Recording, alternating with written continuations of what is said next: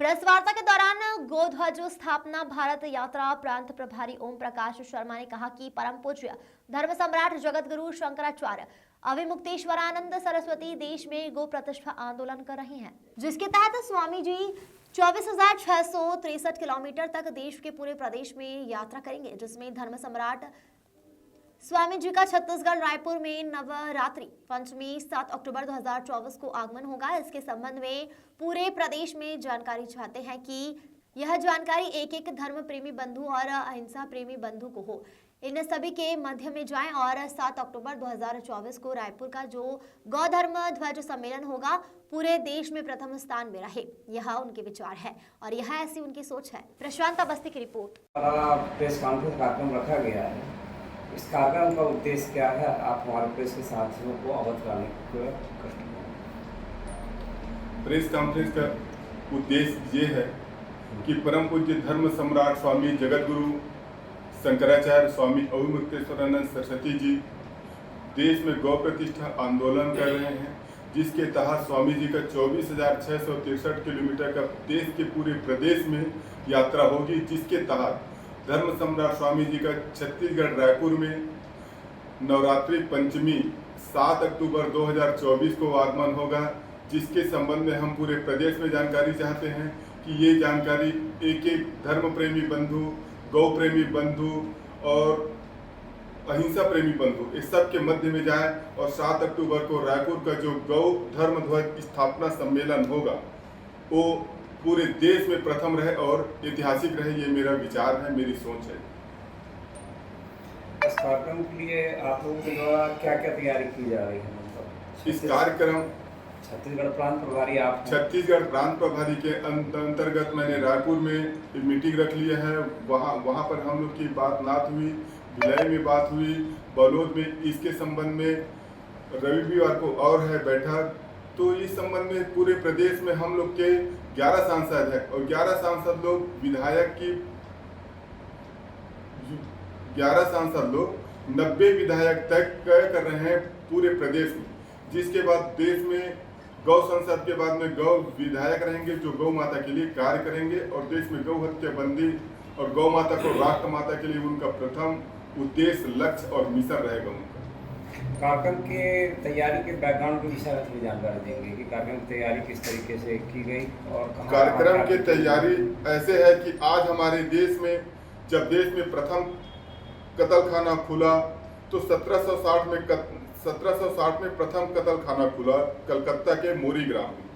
तो कलकत्ता के मोरी ग्राम में जब देश का प्रथम कत्ल खाना खुला तब से हमारा संघर्ष चलते रहा 1947 तक, मतलब 190 वर्ष तक के हमारे देश में कत्ल खाना को बंद कराने के लिए संघर्ष चलता रहा, जिसमें कांग्रेस पार्टी का झंडा में ही था 2 बैल था, जिसका प्रमुख लक्ष्य था कि गौ हत्या बंदी कराना और गौ रक्षा करना। 1947 190 वर्ष तक के संघर्ष के बाद में भी गौ हत्या बंदी नहीं हुई। तो हम लोगों ने ये सोचा था कि अंग्रेज को यहाँ से भगाएंगे और देश में गौ हत्या बंदी कानून लागू होगी और गौ रक्षा को सम्मान मिलेगा। लेकिन हमारे लिए बहुत ही दुखद बात रही कि 1947 के बाद भी देश में गौ हत्या हो रही है और ये हमारे लिए सभी गौ प्रेमी, धर्म प्रेमी के लिए दुख का विषय है।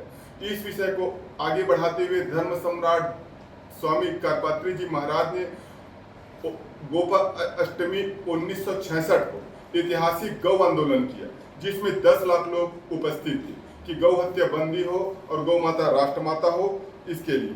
उसके बाद भी गौ हत्या बंदी नहीं हुई। फिर 2014 में हिंदुत्व की सरकार बनी, नरेंद्र मोदी की सरकार। नरेंद्र मोदी की सरकार के समय लोगों को बहुत आशा था, उम्मीद था, विश्वास था कि ये हिंदुत्व की सरकार है और गौ माता राष्ट्रमाता होगी। लेकिन पिछले लगभग 10.5 वर्ष से बीजेपी की सरकार में भी गौ हत्या बंदी कानून नहीं लाया जा सका। ये हमारे लिए बहुत बड़े दुख का विषय है। देश के प्रथम शहीद कहा जाए तो 1857 में मंगल पांडे जी थे, जिन्होंने गौ माता के चर्बी के कार्तेज के नाम से ह्यूसन को गोली मार दी थी। उसके बाद गौ समर्थक में प्रमुख रूप से दयानंद सरस्वती जी ने आर्य समाज की स्थापना इसीलिए की थी कि गौ हत्या बंदी उसमें प्रथम लक्ष्य था।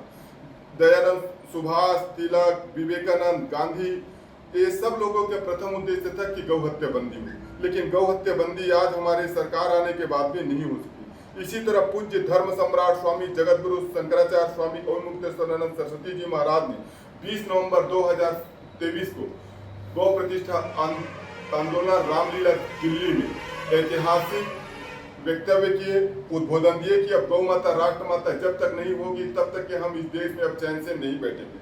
उसी कार्यक्रम को परम पूज्य धर्म सम्राट स्वामी शंकराचार्य जी ने आगे बढ़ाते हुए 6 फरवरी 2024 को प्रयागराज में गौ संसद का गठन किया, जिससे आगे चलकर परम पूज्य धर्म सम्राट स्वामी जी ने 14 मार्च से 28 मार्च तक की वृंदावन से दिल्ली की पद यात्रा की और ऐतिहासिक पद यात्रा की, जिसमें स्वामी जी ने बहुत कष्ट सहे और इस धर्म सम्राट का कष्ट सहना हमारे सर्व हिंदू समाज के लिए अपमान का प्रश्न है कि एक धर्म सम्राट को गौ हत्या बंदी कराने के लिए पद यात्रा करना पड़ रहा है। राजस्थान में भी परम पूज्य स्वामी जी ने पद यात्रा की गर्मी के मौसम में, जिस मौसम में आप और हम बगैर चप्पल जूता के बाहर नहीं आ सकते, उस समय भी स्वामी जी ने पद यात्रा की। इसी कार्यक्रम को स्वामी जी ने पुनः आगे बढ़ाते हुए 2 अगस्त से 6 अगस्त 2024 तक के स्वामी जी ने दिल्ली में ऐतिहासिक गौ संसद का गठन किया, जिसमें देश भर से गौ सांसद लोग उपस्थित थे। यह गौ संसद देश में ऐतिहासिक है, जो आने वाले समय में इतिहास के पन्नों पर दर्ज होगा। अब इसी कार्यक्रम को स्वामी जी ने फिर आगे बढ़ाते हुए 22 सितंबर 2024 अयोध्या की धरा से कौशल्या माँ के भगवान प्रभु राम के धरा से अयोध्या से यह यात्रा 22 सितंबर को अश्वनी कृष्ण पंचमी से 26 अक्टूबर 2024 कृष्ण पक्ष नवमी तक के देश में रहेगा। जो आज तक के मेरी जानकारी के अनुसार देश में ऐसे कोई संत नहीं है कि जो पूरा देश में गौ धर्म ध्वज की स्थापना की हो। हमारे स्वामी जी ऐसे प्रथम संत हैं जो पूरे देश में 24,600 स्वामी जी रायपुर की धरा पर रहेंगे, जिनके साथ गौ प्रतिष्ठा आंदोलन में पूरे देश में लाने वाले गोपाल मणि महाराज जी भी स्वामी जी के साथ रहेंगे और पूरे यात्रा में वो भी तन मन और धन के साथ में साथ रहेंगे कि कहीं पर भी कोई भी प्रकार की समस्या ना हो। आज बहुत ही दुख की बात है कि हमारे देश में गोवर्धन का त्योहार मनाया जाता है। हमारे देश में बहुत ही बड़ी दुख की बात है कि गोवर्धन का त्योहार हिंदू सनातन धर्म का सबसे बड़ा त्योहार मनाया जाता है, लेकिन त्योहार भर मना लिया जाता है, लेकिन गोमर्दन करने वाले को मतदान कर दिया जाता है। मैं आप पूरे इस मीडिया जगत के माध्यम से मैं पूरे देश में या प्रदेश में संदेश देना चाहूंगा कि आप कांग्रेस में रहते हैं, रहिए, कोई समस्या नहीं है। बीजेपी में रहते हैं, बीजेपी में रहिए, कोई समस्या नहीं। सपा में, आप में, जोगी में, किसी पार्टी में आप हैं, हमको कोई समस्या नहीं है, लेकिन आप अपने जनप्रतिनिधि से यही कहिए कि आप एक लेटर लिखिए और शपथ पत्र डालिए कि जहां पर गौ माता की बात होगी, पार्टी को छोड़ के मैं गौ माता के साथ में खड़े रहूंगा और गौ माता को राष्ट्र माता के लिए प्रयास करूंगा।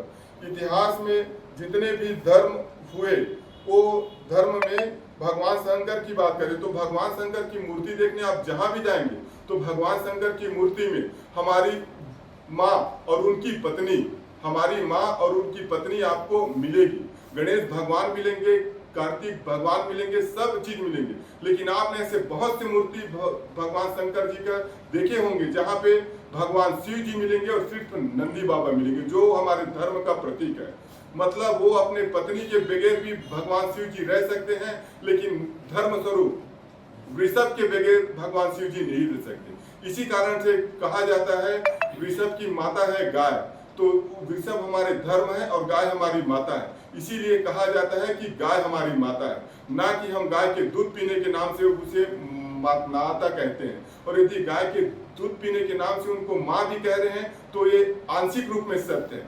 बृहद रूप में लेंगे तो वृषभ की माँ होने के नाम से, हमारे धर्म की माँ होने के नाम से वो हमारी जन्म जन्म की माता है। आज भगवान शंकर को हम लोग सावन महीने में 1 महीने जा करके जल अर्पित करते हैं, लेकिन भगवान शंकर तभी प्रसन्न होंगे जब हम उनकी वृषभ की रक्षा करेंगे। भगवान कृष्ण, गौतम बुद्ध, महावीर, इतिहास में जितने भी हुए सम्राट, धर्म सम्राट हुए, जगत गुरु हुए, सब ने केवल एक ही चीज कहा है कि गौ की रक्षा होनी चाहिए। मैं इस मीडिया जगत के माध्यम से ये संदेश देना चाहूंगा कि एक मुसलमान जिसको माँ कहेगा, मुसलमान जिसको माँ कहेगा, उसकी हत्या वो किसी भी कीमत में बर्दाश्त नहीं करेगा। ईसाईयत धर्म के मानने वाले लोग जिसको माँ कहेंगे, उसे उसकी हत्या को उस समय बर्दाश्त नहीं करेंगे। वो तो हम हिंदू हैं जो अहिंसा प्रेमी बन के पूरे देश में आज गौ हत्या को स्वीकार कर रहे हैं और गौ माता कत्ल खाने की ओर जाने की ओर अग्रसर है।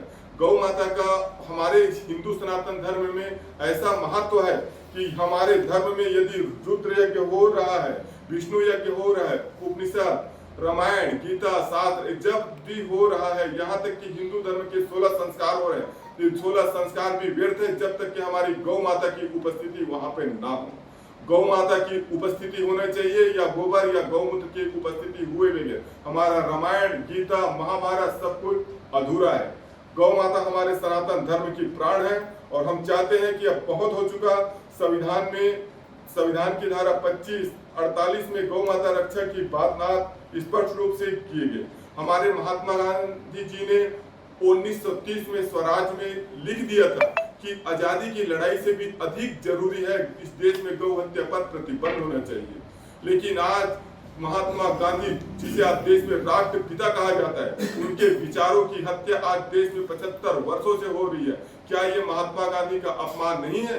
जिस महात्मा गांधी ने चाहा था कि हमारे देश आजाद होने के बाद में प्रथम कलम से गौ हत्या बंदी होगी, ये आज भी हो रही है। ये हमारे लिए शर्म की बात है। यदि हम 4-5 भाई हैं, हमारा घर अलग है, परिवार अलग है, हम अलग रहें, लेकिन हमारी माँ जन्म की हमारी गौ माता की यदि हत्या हो रही है तो हमको भाजपा को छोड़ के गौ माता के साथ में खड़ा होना ही पड़ेगा। बीजेपी को छोड़ के गौ माता के साथ खड़ा होना पड़ेगा, कांग्रेस को छोड़ के गौ माता के साथ खड़े होना पड़ेगा, या कोई भी राजनीतिक पार्टी में है। प्रथम कर्तव्य है हमारी माँ को बचाना, इसके बाद में हम कुछ और हैं। देश में अगला चुनाव होगा तो अयोध्या में राम के लिए नहीं होगा।